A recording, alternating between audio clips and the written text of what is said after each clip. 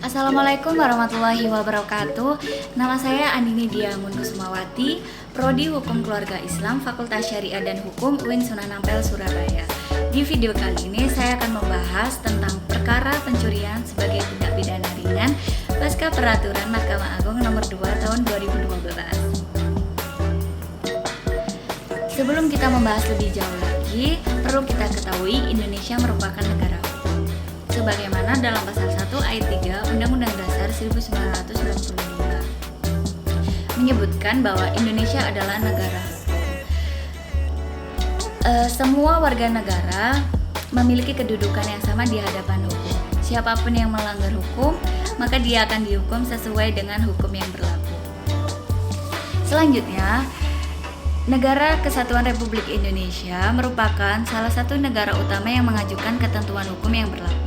Aturan hukum yang berlaku di Indonesia jelas merupakan bagian penting untuk membangun keamanan, perdamaian, dan kehidupan. Salah satu bidang hukum untuk menjaga ketertiban keamanan warga negara Indonesia adalah hukum pidana. Selanjutnya, faktor dibuatnya Peraturan Mahkamah Agung Nomor 2 Tahun 2012 yang pertama, memperbarui hukum guna mewujudkan hukum yang aktif. Undang-Undang Warisan Belanda dianggap tidak sesuai dengan keberlangsungan zaman ini. Seperti apa yang saya jelaskan tadi, Indonesia sangat membutuhkan hukum yang aktif karena undang-undang sebelumnya dianggap tidak sesuai apabila digunakan pada zaman ini, maka perlu dibuat Peraturan Mahkamah Agung Nomor 2 Tahun 2012. Selanjutnya, mewujudkan keadilan untuk rakyat bawah. Sedikit saya jelaskan bahwa warga Indonesia memiliki pikiran seperti hukum di Indonesia tumpul ke atas, tajam ke bawah. Mungkin dengan dibuatnya Peraturan Mahkamah Agung ini bisa menghilangkan pikiran itu dari masyarakat. Karena tidak jarang pencurian yang besar itu bisa dibebaskan pelakunya, sedangkan pencurian yang kecil seperti pencurian ubi atau apa malah dia yang dihukum berat seperti itu. Selanjutnya saya akan membahas tentang pencurian. Apa sih pencurian itu? Pencurian adalah perbuatan seseorang yang melanggar hukum untuk mendapatkan harta atau barang milik orang lain. Pencurian sendiri ini diatur dalam pasal 362 sampai 384 KUHP.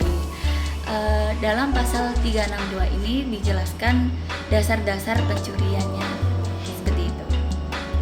Selanjutnya, kejahatan dasar pencurian. Kejahatan dasar pencurian ini ada 3. Yang pertama, kejahatan berdasarkan bobot. Ketentuan dalam pasal 363 KUHP.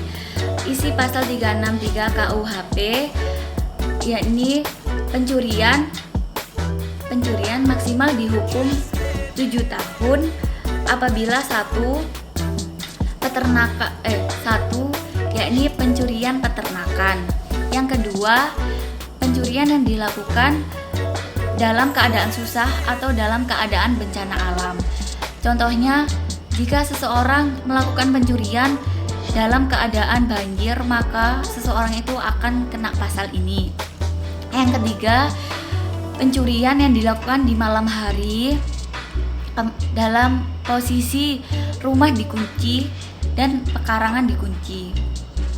Yang keempat, pencurian yang dilakukan pada malam hari di rumah atau pekarangan. Bedanya, apabila pencuri ini melakukan kerusakan seperti kerusakan gerbang atau kerusakan pintu, maka pencuri ini dikenakan pasal ini. Selanjutnya, kejahatan umum dengan ketentuan dalam pasal 364. Pasal 364 KUHP ini yakni jika pencurian di bawah 2.500.000 maka dia dihukum maksimal 3 bulan kurungan dan denda maksimal 750. Yang ketiga, kejahatan ringan, ketentuan dalam pasal 364 KUHP seperti yang saya jelaskan tadi. Selanjutnya, perkara pencurian sebagai tindak pidana dengan pidana ringan pasca peraturan Mahkamah Agung nomor 2 tahun 2012. Peraturan Mahkamah Agung nomor 2 tahun 2012. Poin pertama, penafsiran nilai uang. Sebelumnya saya minta maaf, ada kesalahan dalam penulisan.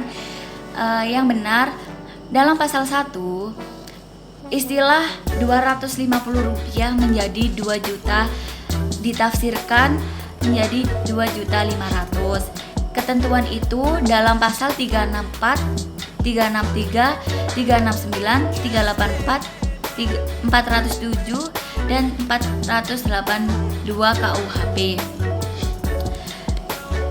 Kemudian yang kedua, pasal 3. Denda maksimal dalam pasal-pasal KUHP kecuali pasal 303, denda tersebut dikalikan 1.000. Selanjutnya, pencurian di bawah 2.500.000 tidak dapat ditahan. Ini diatur dalam pasal 364 KUHP, yang mana maksimal kurungan 3 bulan dan maksimal denda Rp750. Maaf, itu ada kesalahan penulisan lagi.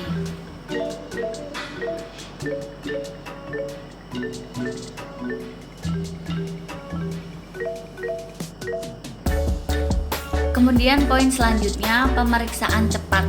Pemeriksaan cepat ini tercantum dalam pasal 205 sampai 210 KUHP. Seperti itu. KUHP, maaf. Tercantum dalam pasal 205 sampai 210 KUHP. Saya jelaskan. Yang pertama, dalam pasal 205 ayat pertama, di situ dijelaskan bahwa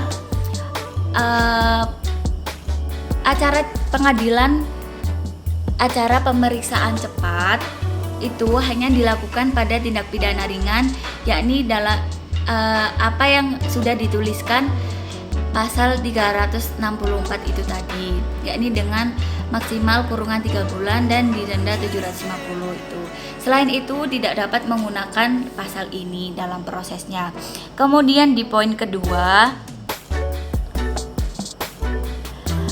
dalam mengajukan kasus ini kita harus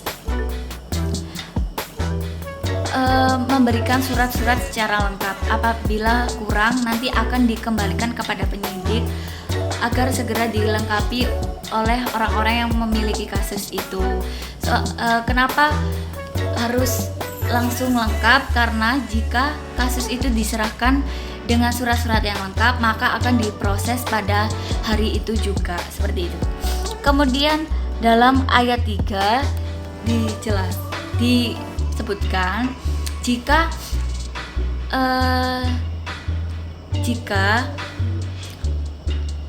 persidangan dalam acara pemeriksaan cepat ini tidak dapat melakukan banding, yang mana keputusan itu dianggap sebagai putusan pertama sampai keputusan sidang terakhir.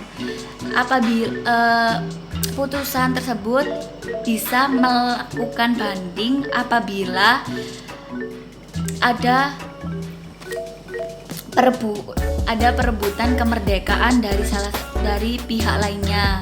Nah, apabila ada perebutan kemerdekaan dari pihak lainnya, maka dapat mengajukan banding, seperti itu. Kemudian di sini dijelaskan, nah dalam 207 dijelaskan Apabila kasus masuk pada hari itu juga akan diproses pada hari itu juga. Dan hakim yang memproses adalah hakim tunggal, dan hakim yang bertugas pada saat itu tidak dapat menolak kasus tersebut. Seperti itu. Di sini juga disebutkan setelah pengajuan kasus dan diselesaikan maksimal 3 hari akan disuruh datang lagi untuk membawa bukti atau saksi pada saat kejadian pidana tersebut. Selanjutnya, di sini juga disebutkan apabila saksi tidak apa-apa jika tidak mendatangi pengadilan tersebut, karena disebutkan kesaksian bisa dibacakan seperti itu. Dalam ini dijelaskan dalam pasal 208 ini, saksi dalam acara pemeriksaan tindak pidana ringan tidak mengucapkan sumpah atau janji kecuali hakim menganggap perlu. Dan saksi juga tidak perlu mengucap sumpah. Apabila hakim merasa perlu, baru disitulah saksi mengucap sumpah. Terus selanjutnya dalam 209 disebutkan putusan dicatat oleh hakim dalam daftar catatan perkara dan selanjutnya oleh panitera dicatat dalam buku registrasi serta ditandatangani oleh hakim yang bersangkutan dan panitera.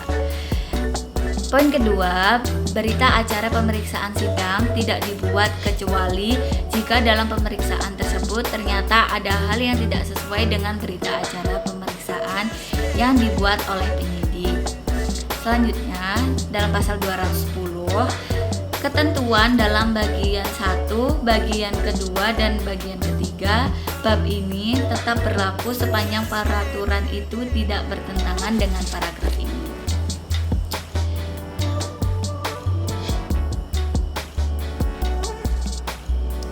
Selanjutnya kesimpulan. Perkara pencurian di bawah 2.500.000 diperiksa dengan prosedur yang dipercepat, yang diadili oleh hakim, dan penugasan serta peninjauan kembali perkaranya dilakukan oleh penyidik sendiri tanpa campur tangan jaksa.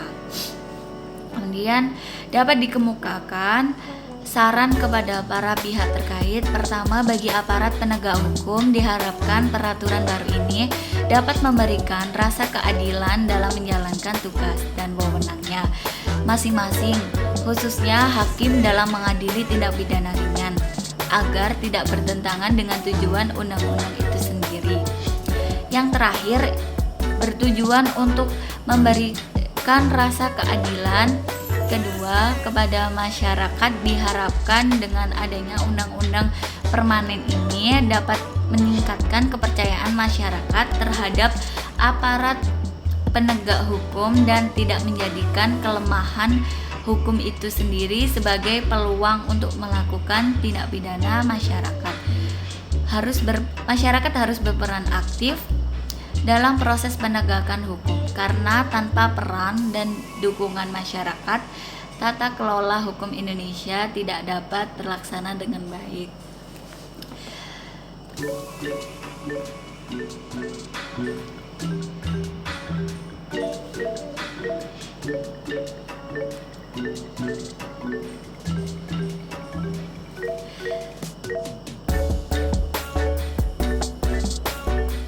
Sekian presentasi dari saya, kurang lebihnya mohon maaf. Wassalamualaikum warahmatullahi wabarakatuh.